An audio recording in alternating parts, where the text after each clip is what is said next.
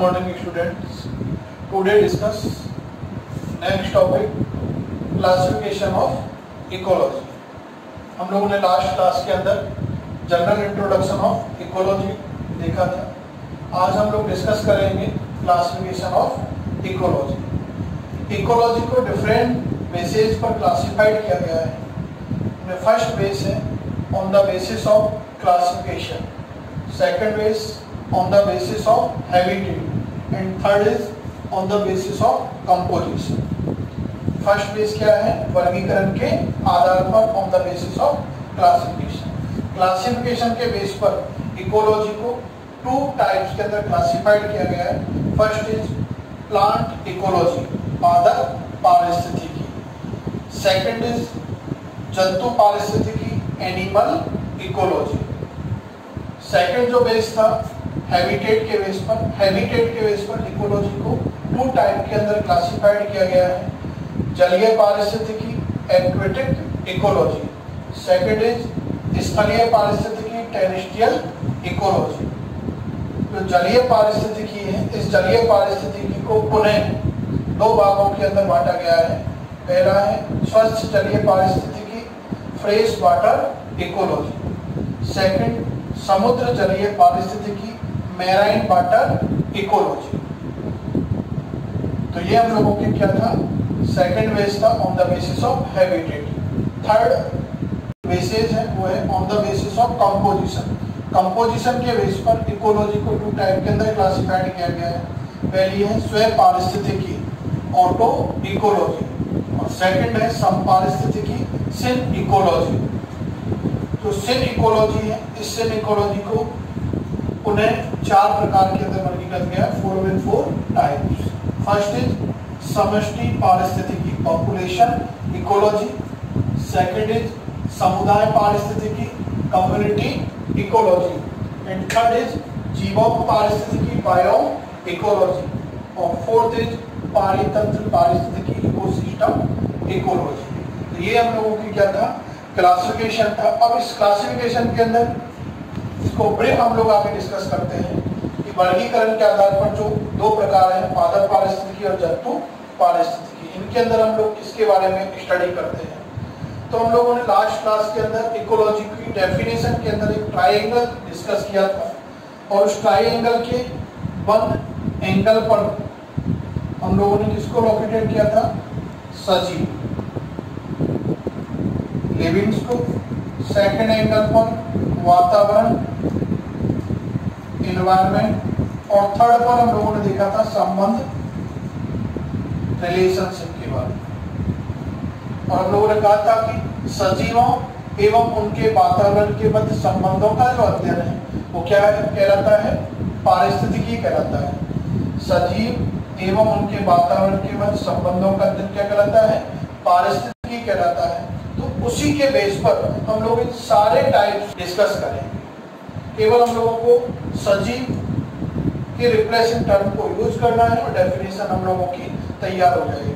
जैसे हम लोग फर्स्ट देखते हैं पादप पारिस्थितिकी, प्लांट इकोलॉजी. तो पादप पारिस्थितिकी क्या है कि यदि सजीव के रिप्लेस हम लोग कौन सी टर्म यूज कर दें? पादप, प्लांट्स यूज कर दिए जाए तो प्लांट इकोलॉजी की डेफिनेशन प्रिपेयर है कि पादपों एवं उनके वातावरण के मध्य संबंधों का जो अध्ययन है वो क्या कहलाता है? पादप पारिस्थितिकी. Plant and its environment relationship study क्या कहलाती है? प्लांट इकोलॉजी कहलाती है. सेकंड इज जंतु पारिस्थितिकी, एनिमल इकोलॉजी. अब हम लोग क्या देखें? पादप के रिप्लेस क्या यूज कर ले जाए? जंतु यूज कर ले. तो इसकी डेफिनेशन क्या बनेगी कि जंतुओं एवं उनके वातावरण के मध्य संबंधों का जो अध्ययन है वो क्या कहलाता है? जंतु पारिस्थितिकी. जंतुओं एवं उनके वातावरण के मध्य संबंधों का अध्ययन क्या कहलाएगा? जंतु पारिस्थितिकी. तो ये हम लोगों का क्लासिफिकेशन के बेस पर टू टाइप थे. फर्स्ट इज प्लांट इकोलॉजी और second is animal ecology. Second जो बेस हम लोगों ने अभी जस्ट देखा था हैबिटेट के बेस पर. हैबिटेट के बेस पर इकोलॉजी टू टाइप की थी मेनली, एक aquatic ecology, second is terrestrial ecology. तो जलीय पारिस्थितिकी क्या है? तो जलीय पारिस्थितिकी क्या है तो इसके लिए हम लोग क्या यूज करें,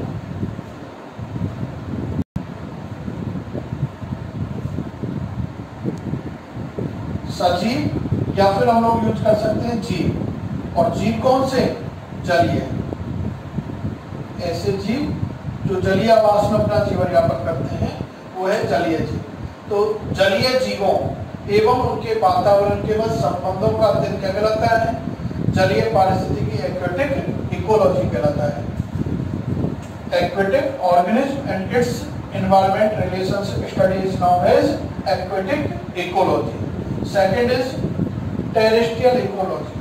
टेरेस्ट्रियल इकोलॉजी में क्या देखेंगे अपन लोग, अब कौन से जलीय की जगह कौन सा यूज करते हैं,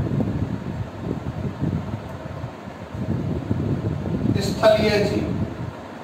तो स्थलीय जीव में क्या हो जाएगा, जब स्थल आवास पर, स्थलीय आवास पर पाए जाने वाले जीवों और उनके वातावरण के मध्य संबंधों का जो अध्ययन है वो क्या कहलाएगा, स्थलीय पारिस्थितिकी कहलाता है, टेरेस्ट्रियल इकोलॉजी कहलाता है।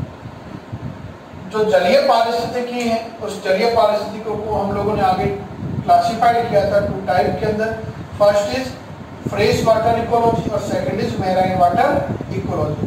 तो फ्रेश वाटर इकोलॉजी क्या है कि जो स्वच्छ जल होता है, फ्रेश वाटर जो है, उस फ्रेश वाटर के अंदर पाए जाने वाले जीवों और उनके वातावरण के मध्य संबंधों का अध्ययन क्या कहलाएगा, स्वच्छ जलीय पारिस्थितिकी कहलाता है।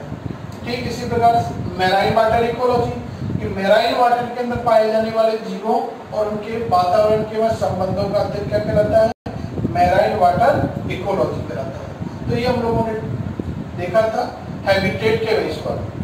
थर्ड है on the basis of composition. Composition के बेस पर 2 टाइप थे, ऑटो इकोलॉजी और second is sink ecology.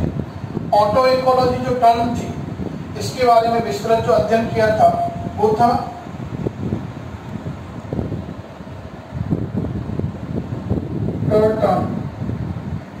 Curtain नामक साइंटिस्ट ने ऑटो इकोलॉजी के बारे में कहा था।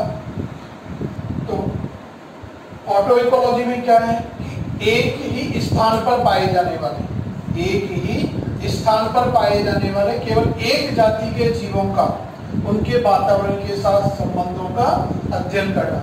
एक ही स्थान पर स्व यानी क्या हो गया, स्वम यानी एक ही स्थान पर पाए जाने वाले एक ही जाति के जीवों का उनके वातावरण के साथ संबंधों का अध्ययन करना क्या कहलाता है, auto ecology. Second is synecology. Synecology में क्या है, एक ही स्थान पर पाए जाने वाले 2 या 2 से अधिक जीवों का अपन लोग अभी लास्ट देख रहे थे समपारिस्थितिकी के बारे में। तो समपारिस्थितिकी में अपन लोगों ने क्या कहा था कि एक ही स्थान पर पाए जाने वाले 2 या 2 से अधिक जातियों के, 2 या 2 से अधिक जातियों का या जीवों का उनके वातावरण के साथ संबंधों का अध्ययन करना ही क्या कहलाता था, समपारिस्थितिकी कहलाता था।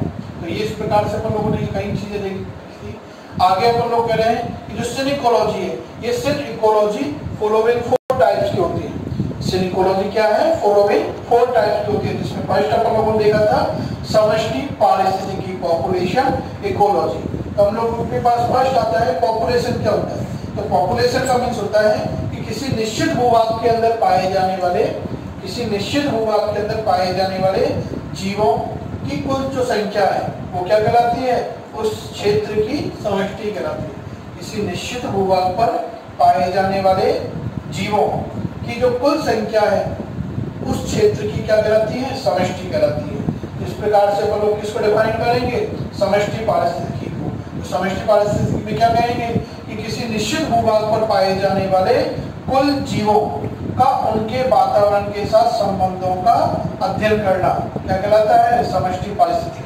या शॉर्ट में अपन लोग ये डिफाइन कर सकते हैं कि समष्टि और उसके वातावरण के मध्य संबंधों का अध्ययन करना क्या कहलाएगा, पॉपुलेशन इकोलॉजी। सेकंड इज समुदाय पारिस्थितिकी, कम्युनिटी इकोलॉजी।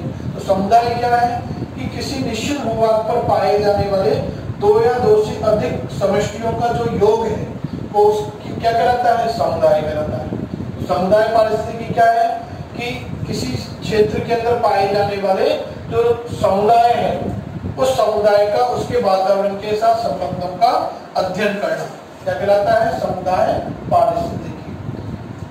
पारिस्थितिकी, थर्ड इज जीवोम पारिस्थितिकी। जीवोम क्या होगा? दो या दो से अधिक समुदायों का योग क्या कहलाता है, या उसका समूह क्या कहलाएगा? जीवोम कहलाता है।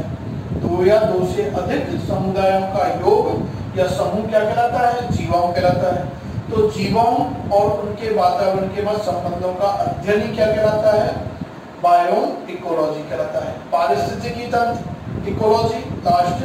तो पारिस्थितिकी तंत्र क्या होता है कि किसी भी वातावरण के अंदर पाए जाने वाले जैविक और अजैविक घटकों का सम्मिलित योग क्या कहलाता है? पारिस्थितिकी तंत्र कहलाता है। तो इकोसिस्टम इकोलॉजी भी क्या है कि किसी वातावरण के अंदर पाए जाने वाले जैविक और अजैविक घटकों का उनके वातावरण के साथ संबंधों का अध्ययन करना क्या कहलाता है? पारितंत्र, पारिस्थितिकी कहलाता है।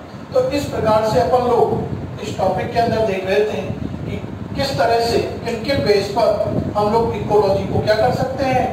क्लासिफाइड कर सकते हैं। तो इस तरह से आप लोगों ने चार्ट के अंदर दिखा होगा आप लोगों को कि हम लोगों ने कितने टाइप पे क्लासिफाइड किया है? 3 टाइप के बेस पर। First is on the basis of classification, second is on the basis of habitat और third is on the basis of composition. Thank you. हाँ, आई होप तो आप लोगों को बच्चों यदि ये वीडियो अच्छा लगा हो तो चैनल को सब्सक्राइब करिए मुझसे बने रहने के लिए, और नेक्स्ट वीडियो के लिए आप लोग शेयर करिए।